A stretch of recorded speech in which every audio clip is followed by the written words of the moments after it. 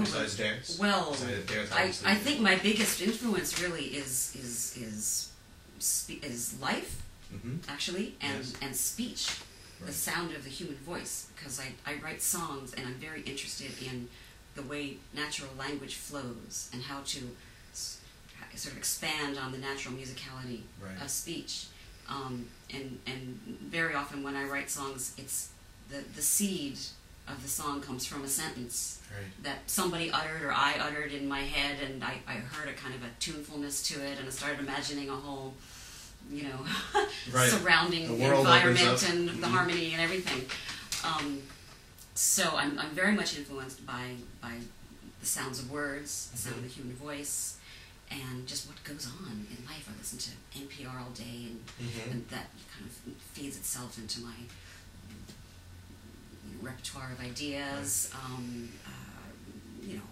All of our lives are full of drama and relationship craziness, and I seem to be kind of obsessed with certain recurring ideas like dust and stains and cleanliness, and those keep kind of coming into my songs. So I'd say my biggest influence is actually not musical. Right. Okay. And you've made a friend. Of here. course. Yeah. Yes. Oh. So you mentioned Meredith Mugg and how it sparked that concept that I can do this. So was that one of your first experiences that opened that up, or? Well, the whole study of modern dance and being in this crazy 70s era exploration kind of place was also part of that. Right. I also had the experience, fresh out of grad school, of touring with Robert Ashley, okay. The great opera composer who just has his own completely unique style.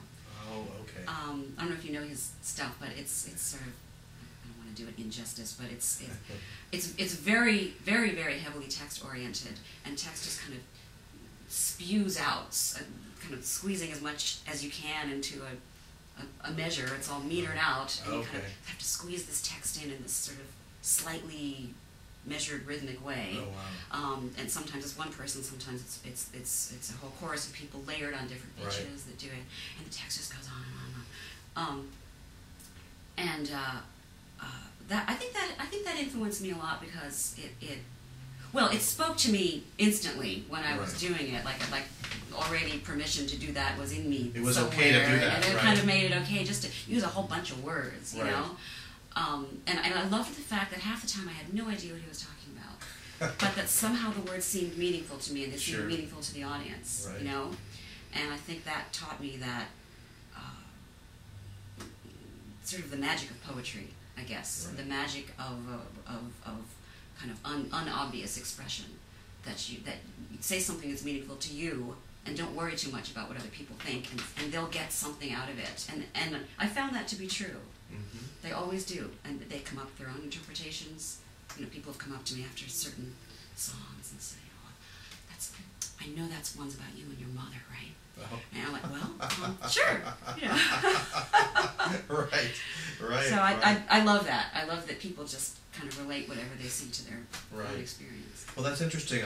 When I talk to some other artists, and musicians, they came from a tradition, and then they something pushed them to the outer realm, so to speak.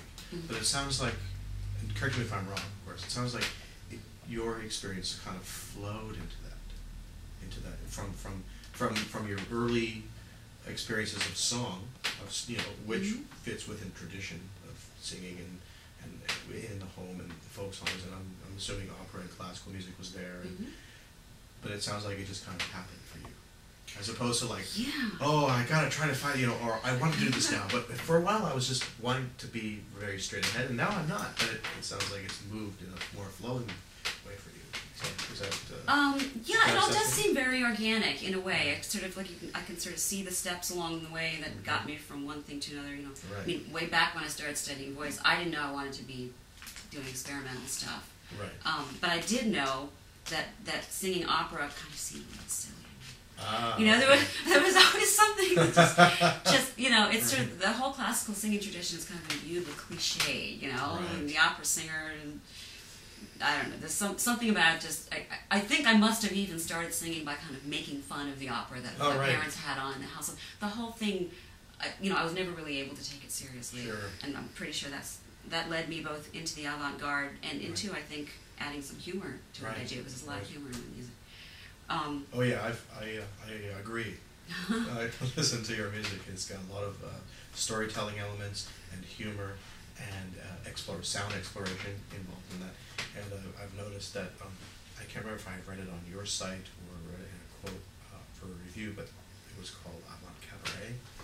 Yeah, that's kind of, what kind of music do you do? Well, it's like musical theater combined with classical and electronic, and so I just had to come up with a name. So I call it Avant Cabaret. Right. But I think it does kind of come from the cabaret tradition. I really like that sort of bantering with the audience and kind of a slightly informal feel. Right. Well, like the song that you submitted for the compilation is "My God," and it starts out and it's very choral and it's very austere and it's got layers and then you cough.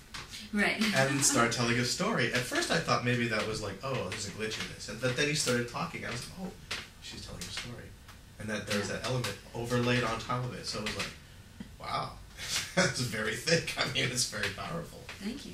Yeah, I had a cold when I was recording that. Yeah. Oh. So I coughed. Well, it's a nice cough. I'll just leave it in. Yeah. Exactly. But it kind of set the tone for your narrative in that piece as well. Yeah. It really just said, oh, this is, look, I'm going to talk about this right now. So, right. Yeah, this song is sort of about kind of some of the difficult banalities of life, and so it sort of kind of makes perfect sense that I have a cold while I'm telling the story.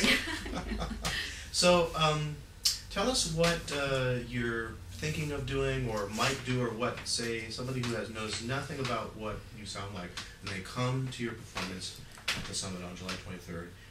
What can you tell them that they may be experiencing, or they might experience, or that you're planning on doing, or do thematic?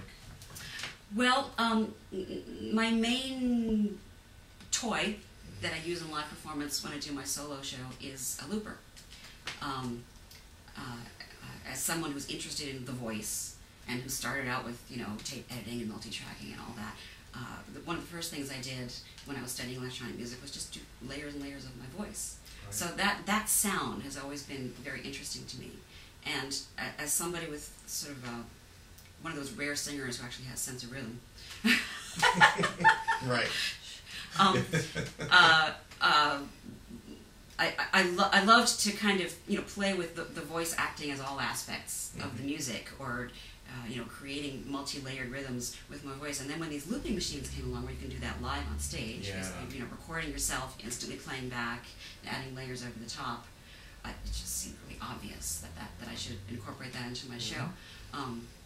Before that, I was sampling my voice and then triggering the samples by hitting drum pads. Right. So singing with myself in that way. But the looper was just great because I could do these kind of flowy patterns. Right. So you'll be seeing that.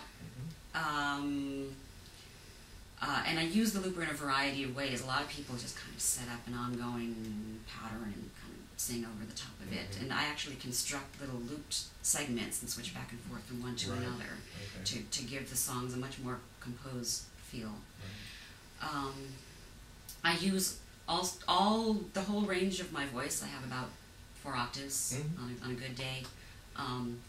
So I think one of the reasons that I developed this kind of multi-genre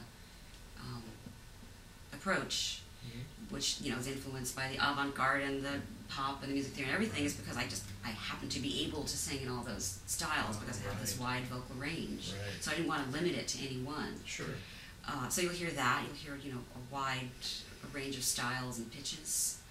I think I might bring my little Lipo box, which is a gadget that is hand built by a friend of mine in the Netherlands, Rob Hordijk, and he makes each one individually. And mine has a little proximity sensing antenna. Oh, so I play a little bit like a theremin. A little like a theremin, but it's only one axis. It's just proximity. It doesn't have an up and down axis. But it's a similar kind of visual effect. Yeah. What else will they hear? Well, I can demonstrate if you want.